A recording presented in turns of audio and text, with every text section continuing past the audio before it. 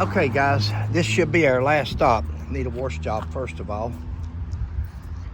That's Pike County roads there. Winter roads. Hey there. Hi. Can I get your number? You're so silly.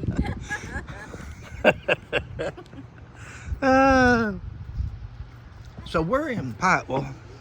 We just left Randall McCoy's home place. We had a good meal. If you're ever up this way, be sure eat at Cherico's Italian restaurant. Subs, fettuccine, spaghetti, they have it all, and it's all great. Where we're going to now, this will be our last stop, and we're heading home. We got to get back. It'd take us 3.5, 4 hours to get home, but we're going to the Randall and Sarah McCoy cemetery. Let me make sure Shelia gets across the road there safely. She got two curves right here. She'll end up look like a possum out there. I said, if you get hit by a car,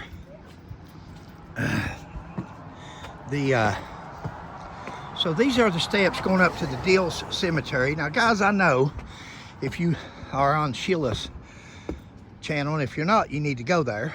Hatfield McCoy Museum Adventures and subscribe.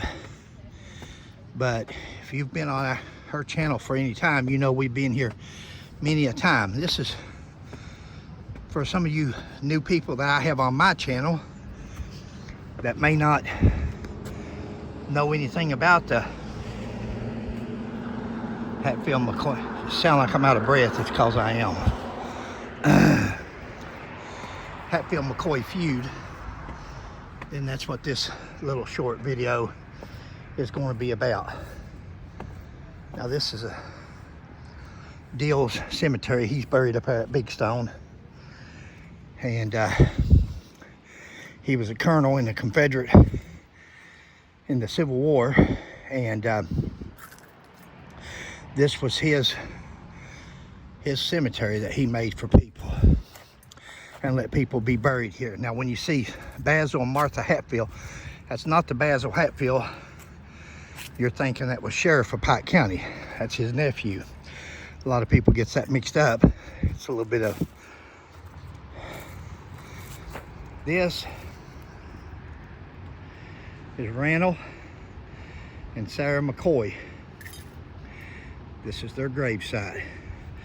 Back here, before the Pike County tourism come along, this is their actual stones. Them two rocks there was all they had marking their grave. Down below them is Rosanna's grave, their daughter, the one that was going to marry John C. Hatfield. That's Rosanna McCoy. So I'm gonna get out here so you can film. Now I'm gonna walk up through here, and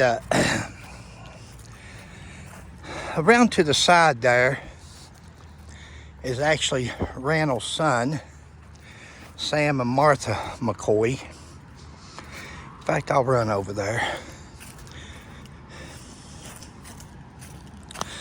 Now, out of all of Randall's children, he buried Sarah. She died, and then Rosanna died.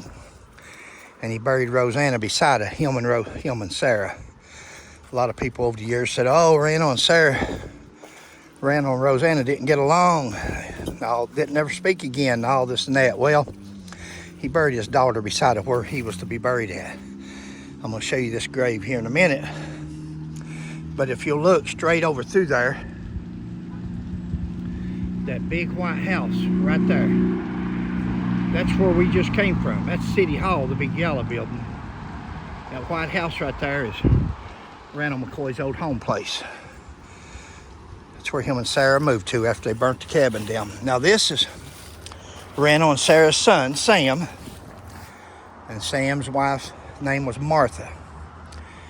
This is Sam and Martha's grave. Of course, Randall and Sarah's right out there. I don't know how much of this I'll be able to climb in one heap between my breathing and my back, so we'll see where it gets us. I almost fell down there earlier at that pawpaw trees, and my back has been hurting ever since, which that's normal. Whoa, look up there, what a house somebody is building on top of that hill overlooking Pikeville. Wow.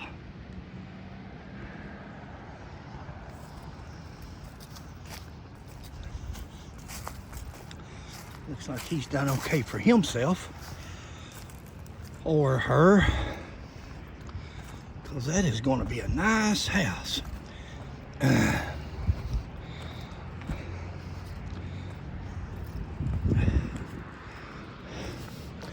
That's Colonel John Dills Jr. Died in 1895. Born 1820. And that is who this cemetery is named for.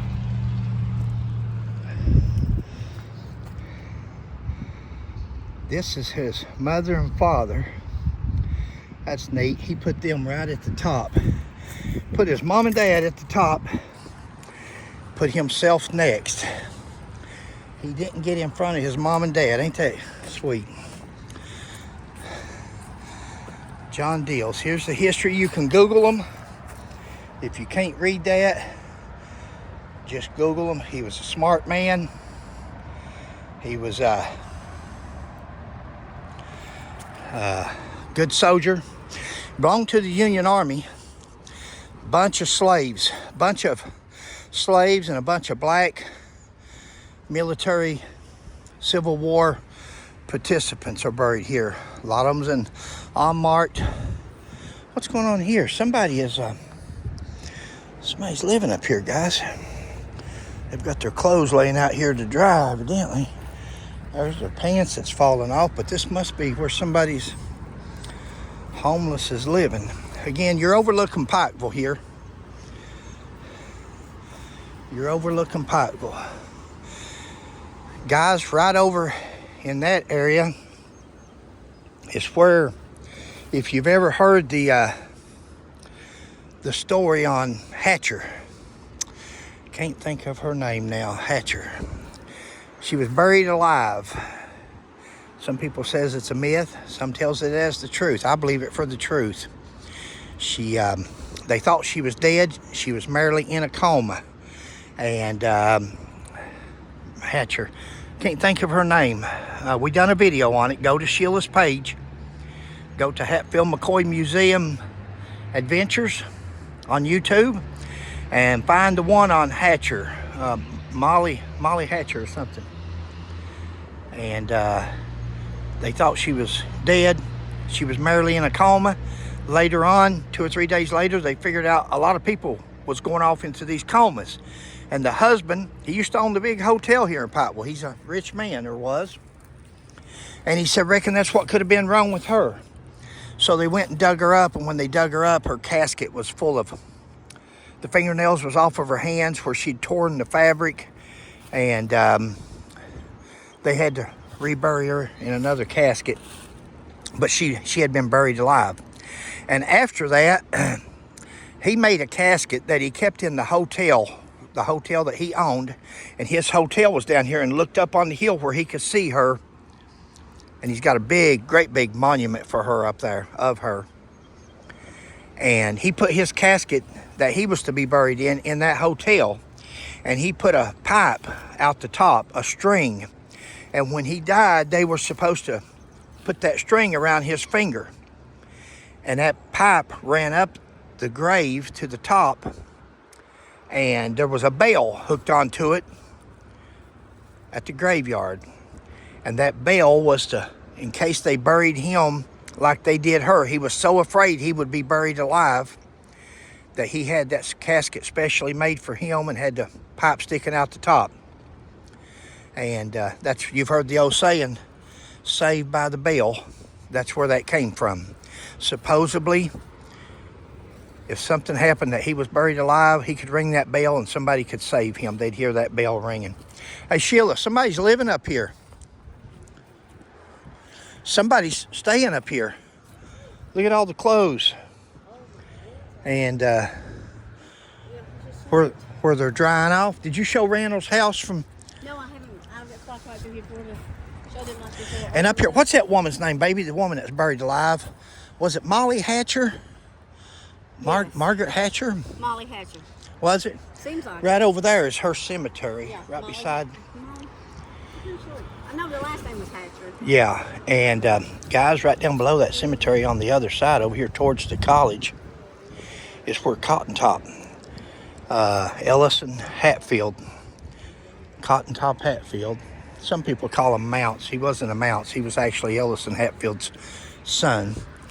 His mother married a Mounts later on in life, but he was never adopted or anything. He's actually Harriet's and Ellis and Hatfield, her first cousins. Cotton Top was their son, and that's why he presumably had some kind of mental disorder. Did you see this big house up here they're building on that hill? Look way. Yeah. Yeah. We might hit him up for a loan. Okay, guys, I think that's going to do it. I don't want you, I know you don't like these long videos on my channel. Don't like them on Sheila's neither. But I put them on Sheila's channel. But this is the Deal Cemetery. Randall and Sarah McCoy, along with their daughter Rosanna, and along with their son Sam and daughter-in-law Martha.